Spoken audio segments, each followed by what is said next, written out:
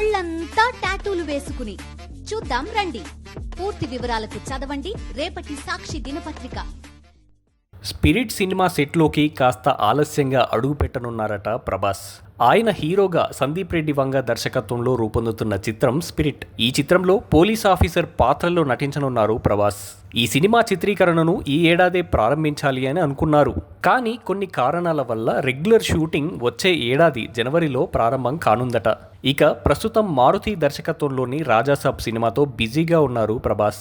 త్వరలోనే హను రాఘవపూడి దర్శకత్వం వహిస్తున్న ఫౌజీ సినిమా షూటింగ్లో కూడా పాల్గొంటారు ప్రభాస్. కల్కిలోని ప్రభాస్ పాత్రను తక్కువ చేస్తూ ఇటీవల బాలీవుడ్ నటుడు అర్షద్ చేసిన అభ్యంతరకరమైన వ్యాఖ్యలు వైరల్ అవుతున్నాయి. అర్షద్ కామెంట్స్ పై ఇప్పటికే పలువురు తెలుగు హీరోలు, మూవీ ఆర్టిస్ట్ అసోసియేషన్ అభ్యంతరకరం వ్యక్తం చేసిన సంగతి తెలిసిందే.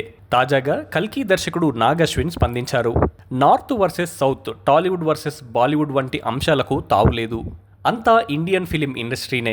అర్షద్ సాబ్ మెరుగైన పదాలు వాడి ఉండాల్సింది. అయినా పర్వాలేదు. ఆయన పిల్లలకు బుజ్జి టాయ్స్ పంపిస్తాను, నేను మరింత కష్టపడతాను. కల్కి 2 సినిమా అన్ని థియేటర్లలో ఫస్ట్ డే షో పూర్తి కాగానే ప్రభాస్ పాత్ర చాలా గొప్పగా ఉందంటూ ట్వీట్స్ వస్తాయి అని ఒక నెటిజన్ పోస్టుకు ఎక్స్ ద్వారా స్పందించారు నాగశ్విన్.